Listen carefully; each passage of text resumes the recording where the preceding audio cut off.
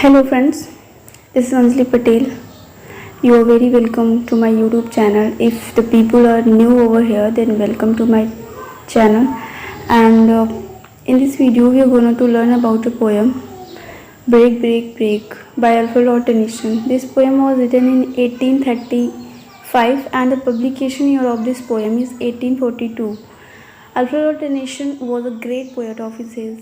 He belongs to Victorian age and he was appointed poet laureate after that of William Wordsworth.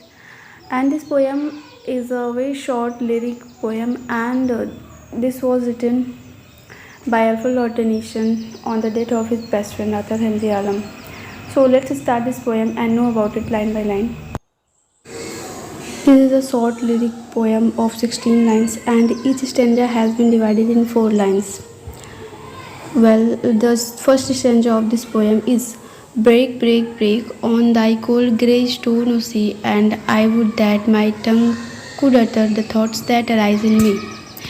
Poet समुद्र के किनारे बैठा होता है और समुद्र की लहरों से वो कहता है कि तोड़ो तोड़ो तोड़ो, ओ समुद्र की लहरों इन कोल्ड ग्रे स्टोन्स को तोड़ दो.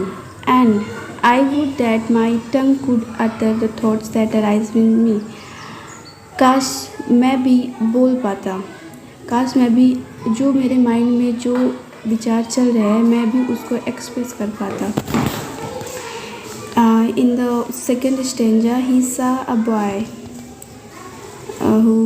Boy of fisherman's. Oh well for the fisherman's boy that he's out with his sister at play. वो नेक्स्ट स्टैंजा में एक फिशरमैन के लड़के को देखता है जो कि अपने सिस्टर के साथ खुश है और खेल रहा है. ओ वेल ये अच्छा है for the fisherman's boy, fisherman के लड़के के लिए, that he shouts with his sister at play, जो अपने सिस्टर के साथ शोर शराबा कर रहा है और खेल रहा है. O well for the sailor lad that he sings in his boat on the bay. O well for the sailor lad, ये sailor lad ये जो नाविक के लड़के के लिए अच्छा है. That he sings जो कि गाना गा रहा है in his boat अपनी नाव में on the bay खाड़ी पर. And next stanza is and the stately ships go on to their havens under the hill.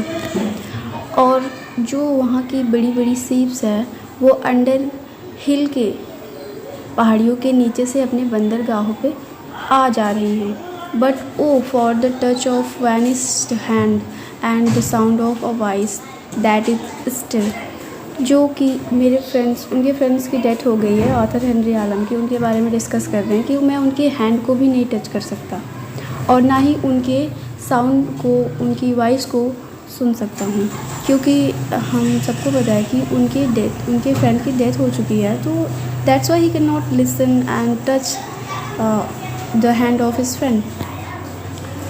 So in the next stanza we will see break break break at the foot of thy crag was she, but the tender grace of a day that is dead will never come back to me.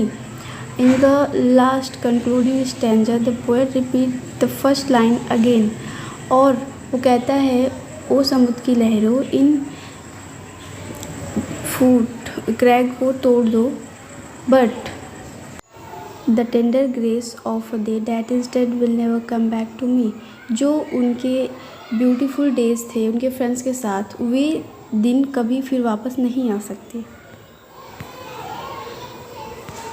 जो beautiful moments उन्होंने अपने friends के साथ spend किए थे, that can't come back to him, वे सारे moments फिर से वापस नहीं आ सकते. Student, this was a poem. Hope you understand it well. See you in next interesting video. Thank you.